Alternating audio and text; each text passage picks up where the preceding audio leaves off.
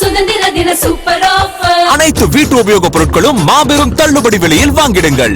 மதுரை பனையூரில் 16 ஆண்டுகளாக மின் இணைப்பு இல்லாமல் தவித்து வந்த பெண் அமைச்சரின் நடவடிக்கையால் மின்சாரம் வழங்கப்பட்டது. கடந்த 16 வருடங்களாக தனது வீட்டிற்கு மின்சாரம் வழங்க கோரி பல முயற்சிகளை மேற்கொண்டதாக தெரிவித்தார். அதைத் தொடர்ந்து அமைச்சர் CTR நிர்மல்குமாரிடம் தான் மனு அளித்ததாகவும் அதிகாரிகள் உடனடியாக நடவடிக்கை எடுத்து புதிய மின்கம்பம் அமைத்து அவரது வீட்டிற்கு மின் இணைப்பு வழங்கியதாக தெரிவித்தார்.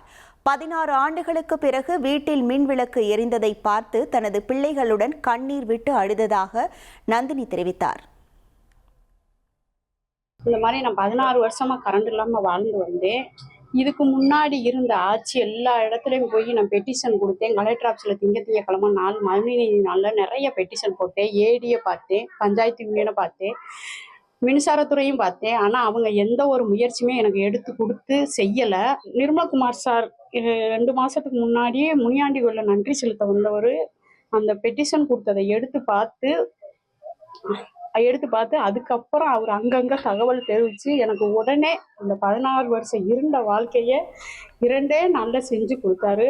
சத்யாவில் சுதந்திர தின சூப்பர் ஆஃபர். அனைத்து வீட்டு உபயோகப் பொருட்களும் மாபெரும் தள்ளுபடி விலையில் வாங்கிடுங்கள்.